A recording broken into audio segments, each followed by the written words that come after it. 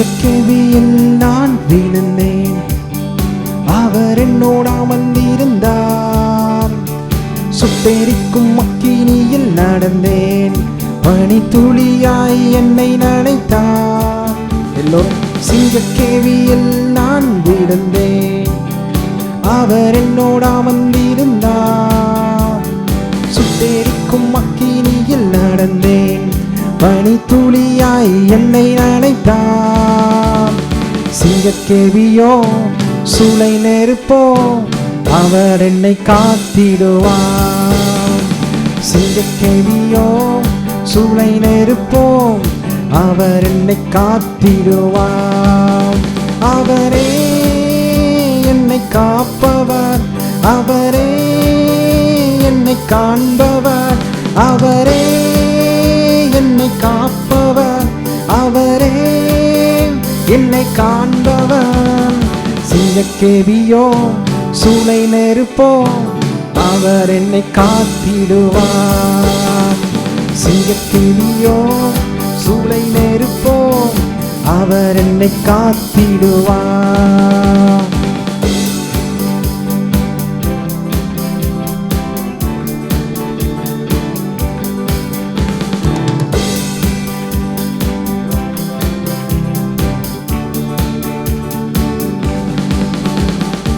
எதிரிகள் என்னை சுற்றி வந்தாலும் தூதர் சேனைகள் கொண்டென்னை காப்பாரே.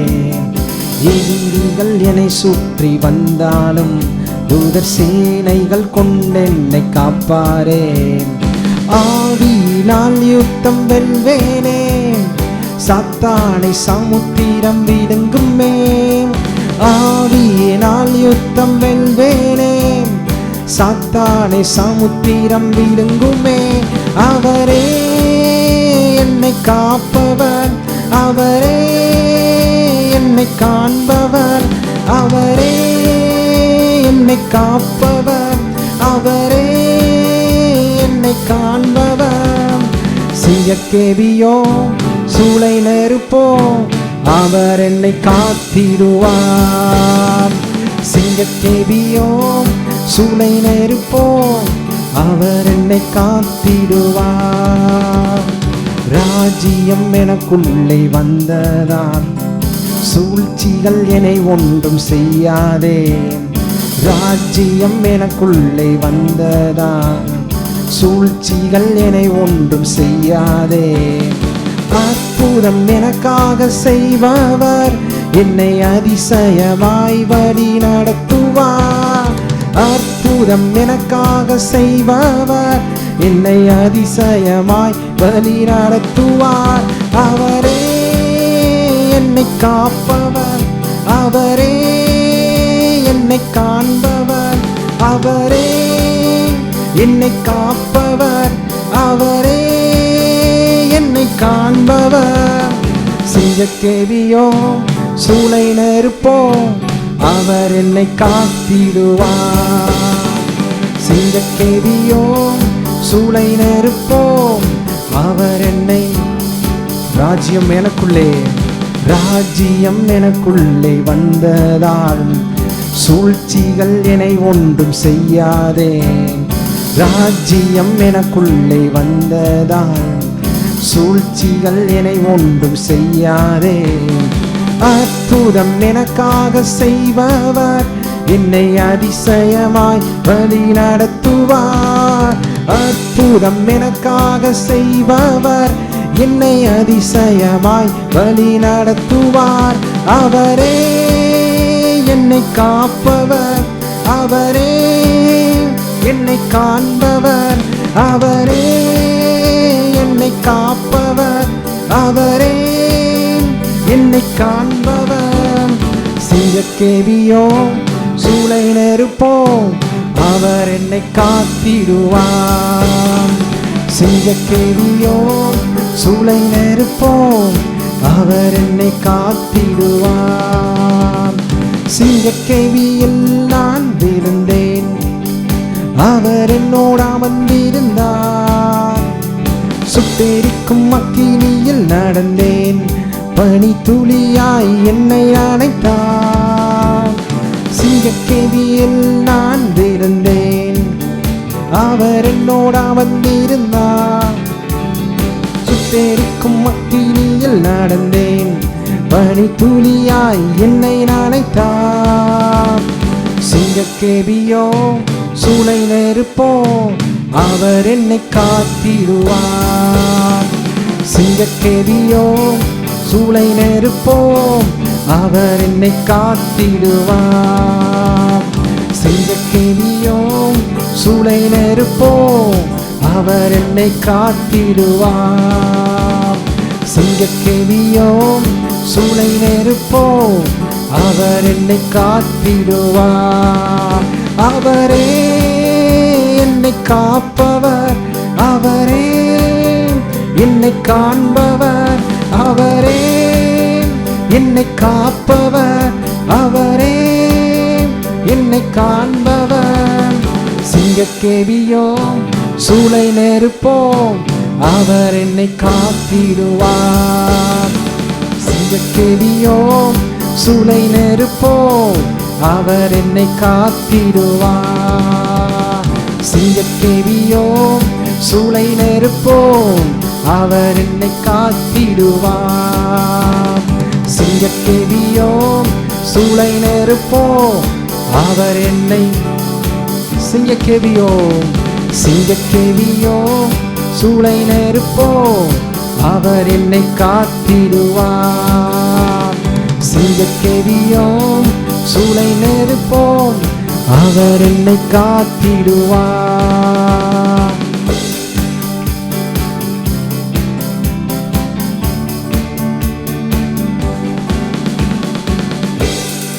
கரங்களை தட்டி கர்த்தரை ஸ்தோத்திரிப்போம். ஆமென்.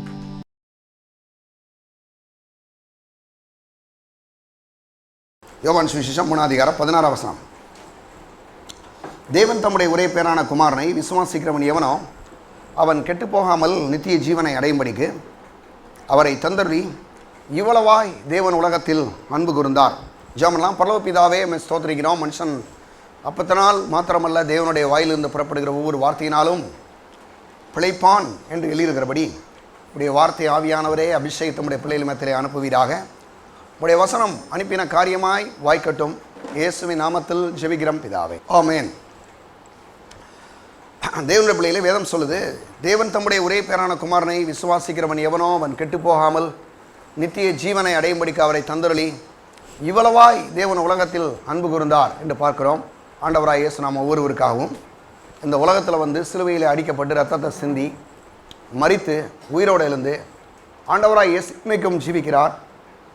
அவரை இதுவரைக்கும் யாராவது ஆண்டவராய் இயேசுவை ஆண்டவராக ஏற்றுக்கொள்ளவில்லை. ஆனால் ஆண்டவராய் இயேசுவை உங்களுடைய நல்வாழ்வுக்கென்று அவரை ஆண்டவராக இரட்சகராக ஏற்றுக்கொள்ளுங்கள். ஆண்டவராய் இயேசுவை ஆண்டவராக ஏற்றுக்கொண்ட தேவனுடைய பிள்ளைகள் நாம் இந்த உலகத்தில் வெற்றியான ஆசீர்வாதமான ஒரு பெரிய செழிப்பான வாழ்க்கையை வாழும்படி தேவன் நம்மை அழைத்திருக்கிறார். கிறிஸ்தவ வாழ்க்கை என்பது ஒரு மாதிரி கண்ணீரும் கவலைகளும் பிரச்சனை நிறைந்த ஒன்று அல்ல. அது ரொம்ப அநேகர் என்ன நினைக்கிறாங்கன்னா, கிறிஸ்தவ வாழ்க்கைனாவே ரொம்ப பிரச்சனை தான் ஓவராக இருக்கும் போலன்ற மாதிரி நினைக்கிறாங்க. நல்லா கவனிங்க, கிறிஸ்தவ வாழ்க்கை மட்டும் பிரச்சனை கிடையாது. மனம் திரும்பாத ரசிக்கப்படாத வாழ்க்கை மக்களுடைய வாழ்க்கை எடுத்துங்க, அவங்ககிட்டையும் இன்றைக்கி பிரச்சனை தான் இருக்குது. எங்கள் பிரச்சனை இல்லாத மனுஷன் நீங்கள் சொல்ல முடியுமா? எல்லாருக்கும் பிரச்சனை இருக்க தான் செய்யுது. ஆனால் ஒரு விஷயம், அவங்களால் பிரச்சனையை ஜெயிக்க முடியாது, நம்மளால் பிரச்சனையை ஜெயிக்க முடியும். அதைத்தான் அவர் சொல்கிறாரு, தேவனால் பிறப்பதெல்லாம் இந்த உலகத்தை ஜெயிக்கும், உங்கள் விசுவாசமே உலகத்தை ஜெயிக்கிற ஜெயம். அவங்க போய் 1000 பேர்கிட்ட போய் சொல்லி பிரச்சனையை சொல்லி கண்ணீர் விட்டு அழுது அதை தீர்க்க முடியாமல் எங்கெங்கே போயிடுறாங்க. ஆனால் நான் சொல்கிறேன், நம்ம பிரச்சனையை சொல்கிறக்கு ஒருத்தர் இருக்கிறாரு. அவர் யார்? ஆண்டவராய் இயேசு. அவர்கிட்ட சொன்னால் போதும், எல்லா பிரச்சனையும் தீர்த்துருவார். அவ்வளோதான், முடிஞ்சு போச்சு வேலை, இல்லையா? நம்ம ஊர் புறலாம் சொல்லணும்னு ஒன்றும் அவசியம் கிடையாது. இவர் ஒரு ஆள்கிட்ட சொன்னால் போதும், பிரச்சனை செஞ்சிடும், தீர்ந்துடும். அப்போ இன்னைக்கு பிரச்சனைகளும் அழுகையும் கண்ணீரும் கவலைகளும் நிறைந்தது கிறிஸ்தவ வாழ்க்கை அல்ல. வெற்றியும் செழிப்பும் ஆசீர்வாதமும் நிறைந்தது என்னதுங்க? கிறிஸ்தவ வாழ்க்கை. ஒருவேளை சில நேரங்களில் சில உபத்திரங்கள் பிரச்சனைகள் வரலாம். கிறிஸ்துவின் நாமத்து நிமித்தம், ஆண்டவராய் இயேசுவை ஏற்றுக்கொண்டது நிமித்தம், சபைக்கு வருகிறது நிமித்தம், நீங்கள் ஆண்டவரை ஆராதிக்கிறது நிமித்தம், ஞானஸ்தானம் எடுக்கிறது நிமித்தம், ஆண்டவருக்காய் கொடுக்கிறது நிமித்தம், ஆண்டவருக்காய் ஊழியம் செய்கிறது நிமித்தம் சில பாடுகள் வரலாம். அதை கர்த்தருக்கு சந்தோஷமாக ஏற்றுட்டான். பாருங்கள், அதை சந்தோஷமாக ஏற்றுக்கலாம். ஏன்னா ஆண்டவருக்காக அதெல்லாம் ஏற்றுக்கலாம். ஆனால் கஷ்டப்பட்டுட்டு ஒரு மாதிரி பண கஷ்டத்துலையும் வியாதி கஷ்டத்துலையும் குடும்பத்துலையும் சண்டையும் சச்சரவும் பலவிதமான பிரச்சனையோடு வாழ்வது கடவுளுடைய சித்தம் அல்ல. அப்போ தேவனுடைய பிள்ளைகளே நல்லா நீங்கள் கவனிச்சுங்க. கிறிஸ்தவ வாழ்க்கைன்றது வெற்றியும் ஆசீர்வாதமும் செழிப்பும் நிறைந்து என்பதை நாம் அறிந்து கொள்ள வேண்டும்.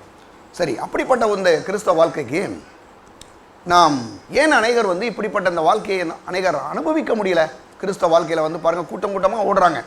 அந்த கூட்டத்துக்கு போகிறேன், இந்த கூட்டத்துக்கு போகிறேன், ஐயாட்ட சொல்லிட்டேன், இந்த ஐயாட்ட சொல்லிட்டேன், அந்த ஐயாட்ட சொல்லிட்டேன், அவர்கிட்ட லெட்டர் எழுதி போட்டுட்டேன், இவர்கிட்ட போய் லெட்டர் எழுதி போட்டுட்டேன்னு சொல்கிறாங்க. ஆனால் ஒரு விஷயத்தை தெரியுமா உங்களுக்கு? எந்த ஐயாவாலையும் தீர்க்க முடியாது. ஒரே ஒரு ஐயா தான் முடியும். அந்த ஐயா ரொம்ப பெரிய ஐயா. அந்த ஐயா யார்? ஏசையா. அவர்கிட்ட நீங்கள் சொன்னீங்கன்னா தான் பிரச்சனை முடியுமே தவிர, மற்ற இந்த பாட்ஸை தெரியும், அந்த பாட்ஸை தெரியும், அந்த தீர்க்கதரிசியை தெரியும், இந்த தீர்க்கதரிசியை தெரியும்னா பிரச்சனை முடியவே முடியாதுங்க. வாய்ப்பே கிடையாது. இவர் ஒருவர் தான் பிரச்சனை தீர்க்க முடியும். அப்போ பிரச்சனை தீர்றதுக்கு என்ன தான் வழி இருக்குது அப்படின்னா, ஒரே ஒரு வழி தான். தேவனுடைய வார்த்தை தான் பிரச்சனைக்கான பதில். அதை நீங்கள் மறந்துடாங்க. இதுதான் பதில். இதை வச்சு நீங்கள் எதை வேணாலும் ஜெயிச்சிடலாம், எந்த பிரச்சனையும் வேணாலும் தீர்த்திடலாம். எதுவே என்ன தேவைனாலும் உங்களுக்கு என்ன பண்ண முடியும், அதை கர்த்தர் சந்திப்பார். பாருங்கள், அதனால தான் இதுக்குள்ளே நம்ம போகிறோம், தேவனுடைய இந்த வார்த்தைக்குள்ளே. இப்போ தேவனுடைய வார்த்தை சொல்லுது, ஏன் அநேகர் இந்த கிறிஸ்தவ வாழ்க்கையில் வெற்றியான ஒரு செழிப்பான ஆசீர்வாதமான ஒரு வாழ்க்கை இல்லை. நிறைய பேர் கஷ்டப்படுறதை பார்க்குறோம், கண்ணீர் விடுறதை பார்க்குறோம், அழுகிறத பார்க்குறோம், பிரச்சனைகளை தீர்க்க முடியல. காரணம் என்ன? ஊழியக்காரங்கள் என்ன பண்ணுறாங்க, போய் அப்படியே ஒரு ஆறுதல் படுத்துகிற மாதிரி பேசிடுறது. கர்த்தர் உன்னை அப்படி பண்ணிடுவார், இப்படி பண்ணோன்னா இவங்களும் அப்படியே அந்த நேரத்தில் இவங்களுக்கு இருக்குது. ஆனால் அடுத்து பிரச்சனை நம்ம ஜெயிக்க முடியல அவங்களால. நான் சொல்கிறேன், தேவனுடைய பிள்ளைகளே, பிரச்சனை வரும்போது ஜெயிக்கணும். பாருங்கள், ஒரு கோச்சர் இருக்காருன்னு வச்சுக்கோங்க, அவரால் பிளேக்கிரமில் விளையாட முடியாது. யார் தான் விளையாட முடியும்? நம்ம தான் போய் விளையாட முடியும். அதே போல் தான் அருமையான தேவனுடைய பிள்ளைகளே, சபையில் பாஸ்டர் இருக்கிறாரே, அவர் ஒரு கோச்சர், ஆவிக்குரிய கோச்சர், உங்களுக்கு பயிற்றுவிக்கக்கூடிய ஒரு பயிற்றுனர். என்ன பண்ணுறாரு, இப்படியெல்லாம் நீங்கள் போனீங்கன்னா ஜெயிச்சிடலாம் அப்படின்னு சொல்லி கொடுக்குறாரு. அதுதானே தவிர அநேகர் என்ன பண்ணுறாங்கன்னா, நான் உங்களுக்காக ஜெபம் பண்ணிக்கிறேன், நான் அதை பண்ணிக்கிறேன், நான் இதை பண்ணிக்கிறேன், உங்களுக்கு உபவாசம் போட்டுறேன், அப்படி எது போட்டாலும் நடக்காது. நீங்கள் பார்த்துங்க, உங்கள் பிரச்சனைக்கு நீங்கள் தான் ஜெபிக்கணும், நீங்கள் தான் வசனத்தை எடுக்கணும், நீங்கள் தான் என்ன பிரச்சனைனாலும் கையாளணும். ஒருவேளை உங்களால் சில நேரங்களில் முடியலைன்னா உங்களுக்காக ஒரு உதவிக்கு என்ன பண்ணலாம், நாங்களும் சேர்ந்து கொஞ்சம் ஜெபம் பண்ணலாம், அவ்வளோதானே தவிர. ஆனால் உங்கள் பிரச்சனை நீங்கள் எதிர்த்து ஜெயிக்க முடியும். ஏன்னா அவர் சொல்கிறாரு, தேவனால் பிறப்பது எல்லாம் உலகத்தை ஜெயிக்கின்றார். தேவனால் யாரெல்லாம் ஆண்டவராக இயேசுவை ஏற்றுக்கிட்டாங்களோ இந்த உலகத்தில் என்ன பிரச்சனை வந்தாலும் உங்களால் ஜெயிக்க முடியும். அது என்ன வேணாலும் பிரச்சனை வரட்டுமே, எல்லா பிரச்சனையும் அவரால் என்ன பண்ண முடியும், ஜெயிக்க முடியும். ஆனால் அநேகர் ஏன் இப்படிப்பட்ட ஜெயிக்க முடியலை? ஏன் போய் கண்ணீர் விடுறாங்க, ஏன் அழுகிறாங்க? சில ஊழியக்காரர்லாம் இருக்கிறாங்க, அழுங்கன்னு அழுக வச்சிடுறாங்க. அழுக பதிலே கிடையாதுங்க. நல்லா கவனிச்சுங்க, கண்ணீர் பதில் கிடையாது. எங்கே பைபிளில் போட்டிருக்கேன் சொல்லுங்கள்? ஒரே ஒரு இடத்துல நீங்கள் உங்களால் சொல்ல முடியுமா? ஒரு இடத்துல கண்ணீர் விட்டு அழுதா பதில் வரும்னு சொல்லி எங்கேயா பைபிளில் போட்டிருக்கான்? கிடையவே கிடையாது. ஒரே ஒரு இடத்துல தாவீது ஒரே ஒரு இடத்துல சொல்கிறான். என்ன சொல்கிறான்னா, என்னுடைய கண்ணீரை துருத்தியிலே என்ன செய்யும் பாருன்றான். அவர் ஒன்றும் துருத்தியில் கண்ணீரை பார்த்துட்டு பதில் கொடுக்கல, தெரியுமா உங்களுக்கு? அதே தாவீது சொல்கிறான், நான் விசுவாசியாக இருந்தால் என்ன பண்ணியிருக்கேன், ஜீவனுள்ள தேசத்தில் அழிஞ்ச போயிருப்பேன்றான். அப்போ விசுவாசம் தான் முக்கியமே தவிர அழுக முக்கியம் கிடையாது. அப்போ என்ன பாஸ் இப்படி சொல்கிறீங்க? உண்மை, சத்தியங்க அது. அப்போ இன்றைக்கி என்ன பண்ணணுங்க அப்படின்னா, நம்ம நல்லா ஒன்று புரிஞ்சுங்க, இந்த வசனத்தை வச்சு தான் ஜெயிக்க முடியும். வசனம் சொல்லுது, விசுவாசம் கேள்வினால் வரும், கேள்வி தேவனுடைய வசனத்தினால் வரும். அப்போ எந்த விஷயத்தை நீங்கள் ஜெயித்தாலும் எப்படி ஜெயிக்கலாம் அப்படின்னா, விசுவாசத்தினால ஜெயிக்கலாம். எபிரேயர் 11:1 சொல்லுது, விசுவாசம் கேள்வினால் வரும், கேள்வி தேவனுடைய வசனத்தினால் வரும். அப்போ எந்த அளவுக்கு நீங்கள் தேவனுடைய வார்த்தையை கேட்குறீங்களோ அந்த அளவுக்கு நீங்கள் என்ன பண்ண முடியும், விசுவாசிக்க முடியும். கர்த்தர் என்னார்ன்ற அந்த அறிவை, வெளிச்சத்தை நீங்கள் பெற்றுக்கொள்ள முடியும். அப்போ தேவன் எவ்வளோ பெரியவர் என்ற அந்த காரியங்கள் தெரியும். பிரச்சனை சின்னதாக தெரியும், ஆண்டவர் பெரியவராக தெரிவார். நீங்கள் பிரச்சனையே பார்த்துக்கிட்டு இருந்தீங்கன்னா பிரச்சனை பெருசாக தெரியும். நீங்கள் ஒரு ரூபா காயின் எடுத்து உங்கள் கண்ணுக்கு முன்னால் வச்சிங்கன்னா கண்ணு முழுசாக அந்த ரூபா காயின் தான் தெரியும். ஆனால் அதே சமயத்தில் அந்த காயினை தூக்கி தூரமாக வச்சு பார்த்தீங்கன்னா மற்ற எல்லாம் தெரியும், இந்த காயின் சின்னதாக தெரியும். இதே போல தான் அருமையானவர்களே, நீங்கள் விசுவாசத்துக்கு முன்னால், தேவனுடைய வார்த்தைக்கு முன்னால், தேவனுக்கு முன்னால் பிரச்சனையை பார்க்கும்போது பிரச்சனை ரொம்ப சின்னதாக தெரியும், கர்த்தர் பெரியவர்ன்ற தெரியும். அப்போ என்ன பண்ணுவோம், கர்த்தரை பெரியவர்ன்ற அந்த விசுவாசத்தோடு நாம் விசுவாசிக்கும் போது எதை வேணாலும் ஜெயிக்கலாம். சரி, அப்போ விசுவாசம் எப்படி செயல்படுதுன்றதை பற்றி பார்க்கும்போது பாருங்கள், சொல்கிறாரு 1 கொரிந்தியர் 13 சொல்கிறாரு, நம்பிக்கை, விசுவாசம், அன்பையும் 3 நிலைத்திருக்கிறது, இதில் அன்பே பெரியது. அப்போ நம்பிக்கையும் விசுவாசமும் நல்லா ஸ்ட்ராங்காக இருக்கணும், நல்லா இன்னும் செயல்படணும்னா அதுக்கு கண்டிப்பாக அன்பு வேணும். என்ன அன்பு? மனுஷங்க அன்பு கிடையாது, நீங்கள் மனுஷிக அன்பு வச்செல்லாம் ஒன்றும் வண்டி ஓட்ட முடியாது, கஷ்டம் அது இல்லையா? கணவன் மனைவியுடைய அன்புக்காக கர்த்தருக்கு ஸ்தோத்திரம். ஒரு கணவனும் ஒரு மனைவியும் அவங்க அன்பாக இந்த உலகத்தில் வாழ்கிறது கடவுளுடைய சித்தம். சண்டை பிரச்சனை இல்லாமல் சந்தோஷமாக சமாதானமாக அன்பாக வாழ்கிறது கடவுளுடைய சித்தம். ஆனாலும் அந்த அன்பு ஒரு பரிபூர்ணமான அன்பு என்று சொல்ல முடியாது இல்லையா? அதுக்கு தான் கிரேக்க மொழியில் சொல்கிறாங்க ஈராஸ்ன்னு சொல்கிறாங்க. அடுத்து சொர்கே என்ற அந்த வார்த்தைக்கு அப்பா அம்மா இருக்காங்களே அவங்கள்ட்ட இருக்கக்கூடிய ஒரு அன்பு, அந்த அன்புமே ஒரு குறிப்பிட்ட லெவல் தான். ஓரளவு நேசிக்கிறாங்க, அதுக்கு பிறகு அவங்களாலே ஒரு சில நாட்களில் முடியாமல் போயிடுது. ஆனால் மூணாவது இன்னும் சிலர் என்ன நினைக்கிறாங்க, சொந்தக்காரங்களாம் இருக்கிறாங்க, பரவாயில்ல வசதியாக இருக்கிறாங்க, நமக்கு ஏதாவது சப்போர்ட் பண்ணிடுவாங்க, இவங்க இருக்கிறாங்க அவங்க இருக்கிறாங்க அப்படின்னு சொல்கிறாங்க. கண்டிப்பாக சொந்தக்காரங்களோ நண்பர்களோ உங்கள்கிட்ட கையில் காசு இருந்தால் வருவாங்க, நிறைய கழுத்தில் மாட்டிருந்தீங்கன்னா வருவாங்க, நல்ல ஸ்டேட்டஸில் இருந்தீங்கன்னா கூட வருவாங்க. இல்லைன்னா சொந்தக்காரன் அவ்வளோ வேணும் ஒருத்தையும் கூட அவங்க பக்கத்தில் இருக்கிறான் எல்லோரும் ஓடி போயிடுவான். அவ்வளோதான் அவனுடைய அன்பு. நண்பர்கள் அன்புன்னு நீங்கள் சொல்கிறீங்களா? அதுவும் அப்படி தான். உங்களுக்கு இளையகுமாரனுடைய கதையில் அவன் நண்பர்கள்லாம் அவனை கொண்டு போய் குழியில் தள்ளிட்டான் பார்த்தீங்களா? இளையகுமாரனுடைய கதையில் அவனை கொண்டு போய் தன்னுடைய தகப்பனுடைய வீட்டில் இருந்து சொத்தை வாங்கிட்டு போனான். வாங்கிட்டு போய் கடைசி என்னது, மற்ற தவறான அந்த ஆட்களோட ஐக்கியம் அவனை கொண்டு போய் ஒரு பயங்கரமான ஒரு பஞ்ச தேசத்தில் போய் விட்டுருச்சு. தேசம் இவன் போனாலும் தேசமே பஞ்சமாச்சு. கடைசி எல்லா நண்பர்களும் அவனை விட்டுட்டு ஓடிட்டான். இவன் தான் ஒன்றும் இல்லாமல் கடைசி நின்னான். கடைசி என்ன பண்ணுறான், அந்த நல்ல தகப்பனை நோக்கி ஓடி வர்றான். அவனுக்கு மீண்டும் ஒரு நல்வாழ்வு உண்டாகிறது. அதனால் இந்த நாட்களில் பெரிய அளவில் நண்பர்கள் நமக்கு சப்போர்ட் பண்ணிடுவாங்க, உறவினர்கள் நமக்கு சப்போர்ட் பண்ணிடுவாங்க நீங்கள் நினச்சிங்கன்னா கண்டிப்பாக அது முழுக்க முழுக்க தவறு என்பதை நீங்கள் அறிந்து கொள்ளுங்கள். ஒரு நாள் அது நடக்காது. ஆனால் இந்த எல்லா விதமான அன்புக்கு மேலான ஒரு அன்பு இருக்குது. அந்த அன்பு தான் அகாப்பே. யோவான் 3:16 அந்த அன்பை முதல் முறையாக பயன்படுத்துகிறாங்க கிரேக்க மொழியில். அகாப்பே, இந்த அன்புக்குள்ள எந்த சுயநலமே கிடையாது, சுயநலமற்ற ஒரு அன்பு தான் இந்த தெய்வீகமான அன்பு. இந்த அன்பு எப்படி செயல்படுதுன்னா, ஒரு சுயநலமற்ற தேவன் சுயநலம் நிறைந்த இந்த உலகத்தில் வந்து சுயநலமே இல்லாமல் சிலுவையில் அடிக்கப்பட்ட ரத்தத்தை சிந்தி மரித்து சுயநலம் நிறைந்த இந்த மனுஷனை அவர் மீட்டெடுத்திருக்கிறார். அந்த அவருடைய தெய்வீகமான அன்பு. இந்த அன்பிலே இந்த நாட்களிலே நல்லா நீங்கள் உன்னை புரிஞ்சுக்கிறணும். தெய்வீக அன்புன்றது எப்படிப்பட்ட ஒன்று அப்படின்னா சுயநலமற்ற ஒரு அன்பு. ஆண்டவராகிய இயேசுடைய அன்பு தெய்வீக அன்பு, அப்படிப்பட்ட ஒரு அன்பு. இந்த அன்பிலே நாம் தொடர்ந்து பார்த்து கொண்டு வரும்போது நாம் யோவானை பற்றி பார்த்தோம். அன்பின் சீசன் அவர். கிட்டத்தட்ட 90 வயது வரைக்கும் அவர் இந்த உலகத்தில் வாழ்ந்து ஊழியங்களை செய்தவர். ஆண்டவராகிய இயேசுடைய 12 சீசரில் ஒருவராகிய யோவானை பற்றி அவர் எழுதின பற்றி பார்த்தோம். அது மட்டும் இல்லாமல் புதிய ஏற்பாட்டிலே அதிகமான நிருபங்களை எழுதியவர் யாருன்னா அப்போஸ்தலனாகிய பவுல். இவர் அன்பை பற்றி என்ன சொல்லுகிறார் அப்படின்னா நம்ம தொடர்ந்து பார்த்து கொண்டு வருகிறோம். அப்படி வரும்போது ரோமர் 12ஆம் அதிகாரத்தில் இருந்து ஒரு பகுதியை நம்ம வாசித்தோம். அவர் சொல்கிறாரு, எடுங்க ரோமர் 12ஆம் அதிகாரம், ரோமர் 12:1. அப்படி இருக்க சகோதரரே, நீங்கள் உங்கள் சரீரங்களை பரிசுத்தமும் தேவனுக்கு பிரியமான ஜீவ பலியாக ஒப்புக் கொடுக்க வேண்டும் என்றும் தேவனுடைய இரக்கங்களை முன்னிட்டு உங்களை வேண்டிக் கொள்கிறேன். இதுவே நீங்கள் செய்யத்தக்க புத்தியுள்ள ஆராதனை. சொல்கிறார். என்ன சொல்கிறாரு? அப்படி இருக்க சகோதரரே அப்படின்றாரு, நீங்கள் உங்கள் சரீரங்களை பரிசுத்தமும் தேவனுக்கு பிரியமான ஜீவ பலியாக ஒப்புக் கொடுக்க வேண்டும் என்று தேவனுடைய இரக்கங்களை முன்னிட்டு உங்களை வேண்டிக் கொள்கிறேன். அப்படி இருக்க சகோதரரே அப்படின்றாரு. இப்போ சகோதரரேனா ரட்சிக்கப்பட்ட தேவனுடைய பிள்ளைகளுக்கு தான் அது வந்து அவர் சொல்கிறாரு. சொல்லிட்டு சொல்கிறாரு, நீங்கள் இப்பிரவீனருக்கு ஒத்த வேஷம் தெரியாமல் தேவனுடைய நன்மையும் பிரியமும் பரிபூர்ணமான சித்தம் என்னதென்று பகுத்தறியத்தக்கதாக உங்கள் மனம் புதிதாகிறதுனாலே மறுரூபமாகுங்கள் அப்படின்றார். இப்போ தேவனுடைய ஒரு அந்த சகோதர அன்பில் வந்து என்னென்னா, உங்களுடைய மனது ரொம்ப தெளிவாகட்டும். இந்த உலக பிரகாரமான சில காரியங்களோட நீங்கள் சார்ந்து போயிடாங்க, ரொம்ப கவனமாக இருங்க அப்படின்னு சொல்கிறாரு. ஏன்னா உங்களுடைய மனதில் சில தவறான எண்ணங்களை பிசாசு வந்து போட்டு மக்களை ஒன்றும் இல்லாமல் அழிக்கிறதுல ரொம்ப செயல்படுது. அதில் நீங்கள் வந்து கவனமாக இருக்குன்னு சொல்லிட்டு இது சகோதரர்களுக்கு அவர் எழுதுகிறாரு 12ஆம் அதிகாரத்தில். நான் ஏற்கனவே சொன்னேன், ரோமர்களின் நிருபம் வந்து 16 அதிகாரங்களை கொண்டது.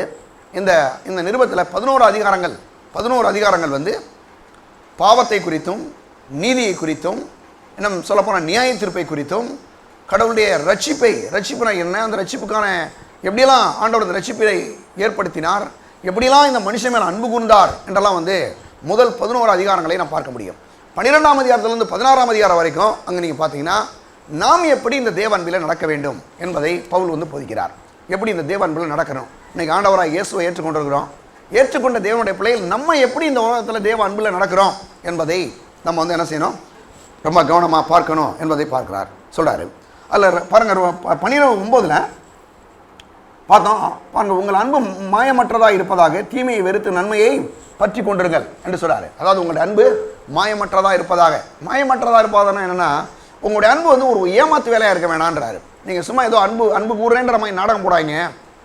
நல்லா ரியலாகவே உண்மையாகவே என்ன பண்ணுங்க, அன்பு கூறுங்க அப்படின்னு சொல்லிட்டு தீமையை வெறுக்கணுன்றாரு. தீமையை நீங்கள் வெறுக்கிறது மட்டும் இல்லாமல் தீமையை பார்க்கவே வேணாம். ஏன்னா நீங்கள் பார்க்காம இருந்தீங்கவே வெறுத்துடலான்ற மாதிரிலாம் சொல்றாரு. அது மட்டும் இல்லாமல் நன்மையை பற்றி கொண்டிருங்கன்றாரு. நன்மையை பற்றி கொண்டிருங்கள். நன்மை செய்கிறதுல வந்து நீங்கள் நல்லா தீவிரமாக இருங்க அப்படின்னு சொல்லிட்டு, சகோதர சிநேகத்திலே ஒருவர் பட்சமாயிருங்கள், கனமனுகிறதிலே ஒருவருக்கொருவர் முந்திக் கொள்ளுங்கள். இதெல்லாம் நம்ம பார்த்தோம். சகோதரன் மேலே ஒருத்தர் அன்பு கூறுங்கள். குறிப்பாக ஆண்டவருடைய பிள்ளைகளாக இருக்கிறோமா, அன்பு கூறுங்க. கனம் பண்ணும் போது ஒருத்தர் என்ன பண்ணுங்க, முந்திக் கொள்ளுங்கள் அப்படின்லாம் அவர் வந்து சொல்லுகிறத பார்க்குறோம். 10ஆம் வசனத்துலலாம் அதான் நடக்குது. அது மட்டும் இல்லாமல் 1 கொரிந்தியர் 13:4 அங்கே தெய்வீக அன்பு எப்படிப்பட்டது என்பதை பவுல் போதிக்கிறத பார்க்குறோம். 1 கொரிந்தியர் 13ஆம் அதிகாரம் 4ஆம் வசனம் நான் வாசிக்கிறேன்.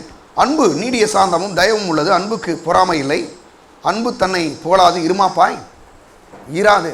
என்ன சொல்கிறாரு, அன்புக்கு வந்து என்ன இல்லை, அங்கே வந்து பொறாமை கிடையாது. அன்பு நீடிய சாந்தமும் தயவும் உள்ளது. அன்புக்கு வந்து பொறுமையாக இருக்கும். சில நேரங்களில் பாருங்கள், சில ஆளுகளுக்கு பொறுமையாக இருக்கிறதுக்கு வந்து மனசே இல்லை. சில காரியங்கள் உடனே கிடைக்கணும், இன்றைக்கே கிடச்சிடணும், இன்றைக்கே வாங்கிடணும், அப்படி பண்ணிடணும், இப்படி பண்ணிடணும். சில பிள்ளைங்களாம் இருப்பாங்க பாருங்கள், அம்மா அப்பா எனக்கு இன்றைக்கே அதை கிடச்சிடணும் நிற்பாங்க. நான் சொல்கிறேன் அப்படிலாம் போகக்கூடாது. கொஞ்சம் என்ன பண்ணலாம், பொறுமையாக இருந்து கர்த்தரோட ஜெபம் பண்ணி, அப்பா அம்மாவுக்கு அந்த மாதிரி பணம்லாம் கிடைக்கணும்னு சொல்லி என்ன பண்ணுங்கள், நீங்களே ஜெபம் பண்ணுங்கள். பிள்ளைகளாக இருந்தால் ஜெபம் பண்ணுங்கள். ஆண்டவருடைய பிள்ளைங்க நீங்களுமே தாய் தாப்பனாக இருக்கிறீங்க, நல்லா பெரியவங்களாக இருக்குன்னு சில இருக்கலாம். நல்ல ஒரு இடம் வாங்கணும், நல்ல ஒரு வீடு கட்டணும், நல்ல ஒரு திருமணத்தை பிள்ளைகளுக்கு பண்ணணும் அப்படின்னு நினைக்கிறேன். உண்மைதான், எல்லா தாய் தாப்பனுங்கெல்லாம் உண்மைதான். ஆனால் பொறுமையாக இல்லாமல் அவசரப்பட்டு எங்கிட்ட போய் மாட்டிக்கிறக்கூடாது. ரொம்ப கவனமாக இருக்கணும் இல்லையா. பொறுமை ரொம்ப ரொம்ப அவசியம் இல்லையா. சரி, அது மட்டும் இல்லாமல் அன்பு சாந்தம் பாருங்கள், அன்பு நீடிய சாந்தமும் தயம் உள்ளது, அன்புக்கு பொறாமை இல்லை. அன்பு வந்து ஒருவர் ஆசீர்வதிக்கப்படும் போது, ஒருத்தர் நல்லா இருக்கும்போது அவங்க மேலே பொறாமப்படுறது வந்து தெய்வீக அன்பே கிடையாது இல்லையா. அந்த அன்பே இல்லை என்று சொல்லலாம். 3வது அது சொல்ல பார்த்தீங்கன்னா, அன்பு தன்னை புகழாது, தன்னைத்தானே பெரிய ஆள்ற மாதிரி சொல்லிக்கிறாரு அப்படின்னு சொல்கிறாரு. அது மட்டும் இல்லாமல் அன்பு வந்து இருமாப்பாயிராது. அன்பு வந்து ஒரு மாதிரி தலக்கணம் பிடிச்சி அலையாதுன்றாரு. எவ்வளோதான் நம்ம ஆசீர்வதிக்கப்பட்டாலும், எவ்வளோதான் நல்லா இருந்தாலும், நான் தான் பெரிய ஆள்ற மாதிரி என்ன செய்யாதுங்க, நினைக்காது, காமிக்காது. ஏன்னா ஆண்டவரே சொன்னார், தன்னைத்தானே தாழ்த்துற எவனும் உயர்த்தப்படுவான், தன்னை உயர்த்துற எவனும் தாழ்த்தப்படுவான். அப்போ என்ன பண்ணுறாரு, எங்கே போனாலும் என்ன செய்யுங்க, நீங்கள் உங்களை தாழ்த்துங்கன்றாரு. ஒரு இடத்துல ஏன் சொல்கிறாரு, நீங்கள் உங்களை ஒருத்தர் யாராவது ஒரு விருந்து கூப்பிட்டுருக்காங்கன்னு வச்சுங்க, முதன்மையான இடத்துல போய் உட்காராங்கன்றாரு. முன்னால் சீட்டில் போய் உட்காரலாம் அப்படின்னு ஒரு முடிவு எடுக்காங்கன்றாரு. ஏன் சொல்கிறார் அப்படின்னா, ஒருவேளை அவனோட நீங்கள் உங்களோட ஒருத்தன் கனம் குறைந்தே ஒரு ஆள் வர்றான் அப்படின்னா உங்களை வெளியே தள்ளிட்டு என்னது அவனை அந்த சீட்டில் உட்கார வச்சா அது உங்களுக்கு அவமானம். அதனால் போகும்போது எப்பயுமே கொஞ்சம் கடைசியாக உட்காந்தே பழகிருங்க. அவங்களா கூப்பிட்டு முன்னால் உட்கார வைக்கட்டும் அப்படின்லாம் சொல்கிறாரு. ஏன் அப்படின்னா, நம்மளை பெரியார்னு காமிக்கிறத விட கர்த்தர் நம்மளை உயர்த்தினானா அதான் பெரிய ஆசீர்வாதம் இல்லையா. அதனால தான் பாருங்கள், வேதத்தில் சொல்லப்பட்டிருக்கு, அவர் ஏற்ற காலத்திலே உங்களை உயர்த்தும்படிக்கு அவருடைய பலத்த கரத்திலே அடங்கி இருங்கள். நிறைய பேருக்கு அடங்கி இருக்க தெரியறதில்ல இல்லையா. ஆனால் நீங்கள் அடங்கி இருக்கும்போது நீங்கள் நினைக்காத உயர்வுகளை தேவன் நிச்சயமாய் கொடுப்பார். உயர்வுக்காக பாருங்கள், அங்கே இங்கேயும் போடுறது, அவங்கள போய் பிடிக்கிறது, இவங்கள போய் பிடிக்கிறது விட்டுருங்க. விட்டுட்டு நீங்கள் கர்த்தருக்குள்ளே அடங்கி இருந்தீங்கன்னா உயர்வு உங்களை நிச்சயமாக தேடி வருங்க, நிச்சயமாக தேடி வரும். நான் நிறைய ஆட்களை பார்த்துருக்குறேன், தங்களை பெருசாக காமிச்சுக்கணும், அங்கே போயிடணும், இப்படி ஆயிடணும், அப்படி ஆயிரம் நினைக்கிறவங்க பாருங்க ரொம்ப கஷ்டப்படுறாங்க. ஆனால் எங்கேயுமே பாருங்கள் எதுவுமே தெரியாமல் ஒரு மாதிரி இருப்பாங்க. அந்த மாதிரி ஆளுகளை கடவுள் தூக்கி எடுத்துருவார். என்ன சொல்கிறேன்னா, நீங்கள் உங்களை தாழ்த்தி ஆண்டுடைய சமூகத்தில் உங்களை அர்ப்பணித்து உங்களை வந்து ஒப்பு கொடுத்து நீங்கள் பாருங்கள் இருந்தீங்கன்னா அங்கே என்ன நடக்கும் தெரியுமா, நீங்கள் நினைக்காத உயர்வுகளை நிச்சயமாகவே தேவன் கொடுப்பார். சில நேரங்களில் வந்து பாருங்கள், நான் தான் நீ தான் இப்போ எப்படின்னு போயிட்டு இருக்கும்போது நடக்கவே நடக்காதுங்க. உங்களை அமைதிப்படுத்தி ஒரு இடத்துல அப்படியே ஒதுங்கி இருந்து பாருங்கள். நான் சொல்கிறேன், கர்த்தர் உங்களை தூக்கி கொண்டு வந்து ஆசீர்வதிச்சுடுவார். அப்போ தேவனுடைய பிள்ளைகளே நல்லா புரிஞ்சுங்க, இதெல்லாம் கடவுளுடைய திட்டவிட்டமான சில காரியங்கள். நம்மளை பெருசாக காமிக்கணுன்ற மாதிரி ஒருத்தர் நினைக்கும் போது சில வருஷங்கள் நான் பார்க்குறேன். நாங்கள் கடந்த 30-35 வருஷத்துக்கு மேலே அந்த கிறிஸ்தவ வாழ்க்கையில் நான் இருக்கிறேன். சின்ன பையனாக இருக்கும்போது இருக்கிறேன். எனக்கு தெரியும், யாரெல்லாம் உயர்த்தினாங்களோ அவங்க இன்ன வரைக்கும் அவங்க எங்கேயோ ஒரு இடத்துல இருக்கிறாங்க. யாரெல்லாம் தங்களை தாழ்த்தினாங்களோ அவங்களாம் இன்றைக்கி நல்ல உயர்ந்த இடத்துல இருக்கிறாங்க. அருமையானவர்களே, ஏன்னா இது வந்து நான் ஒரு பெரிய ஒரு ட்ராவல் பண்ணியிருக்கேன். நான் என்னுடைய 14-15 வயசில் வந்து நான் வந்து இந்த கிறிஸ்தவ வாழ்க்கையில் வந்து கிட்டத்தட்ட ஒரு 35 வருஷத்தில் இதில் நான் இருக்கிறேன். நிறைய மக்களை சந்திச்சிருக்கிறேன், நிறையா வாலிபர்களை சந்திச்சிருக்கிறேன், நிறையா திருமணமானவர்கள், திருமணமாகாதவர்கள் எல்லாரையும் பார்த்துருக்கிறேன். எனக்கு ஒன்று மட்டும் புரியுது, தன்னைத்தானே தாழ்த்துகிற எவனும் உயர்த்தப்படுவான், தன்னை உயர்த்துகிற எவனோ அவன் தாழ்த்தப்படுவான். இந்த இடத்துல நம்ம நிற்கும் போது கர்த்தர் பாருங்கள், பெஸ்ட்டை கர்த்தர் வந்து செய்வாருங்க, மறந்துடாங்க, சிறந்ததை உங்களுக்கு கொடுப்பார்.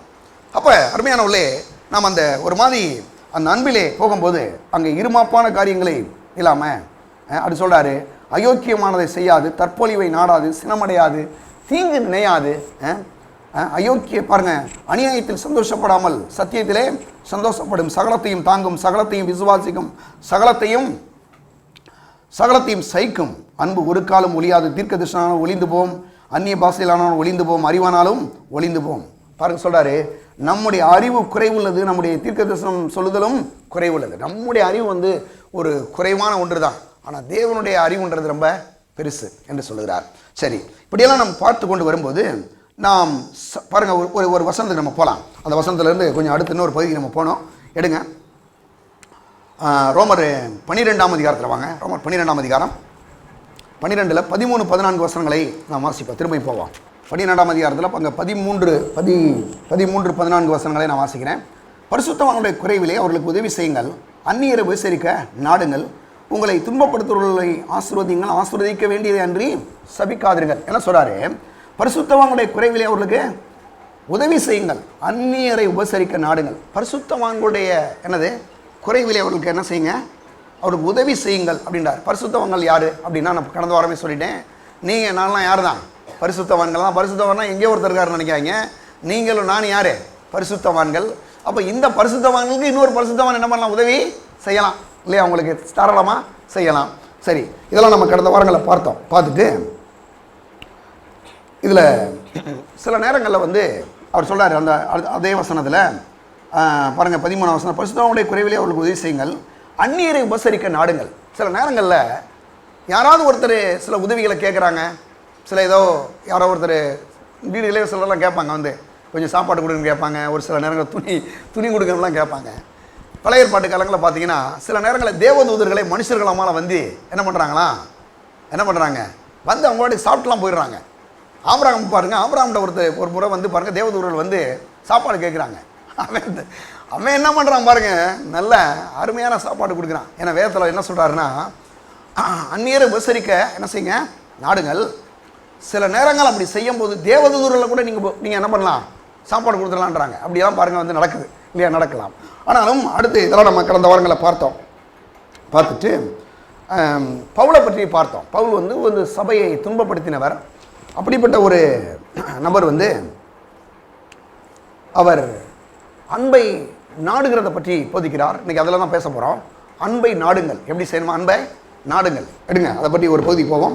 1 கொரிந்தியர் 14ஆம் அதிகாரம் 1ஆம் வசனம் எடுப்போம். 1 கொரிந்தியர் 14:1, அன்பை நாடுங்கள், ஞான வரங்களை விரும்புங்கள், விசேஷமாய் தீர்க்க தரிசன வரத்தை விரும்புங்கள்.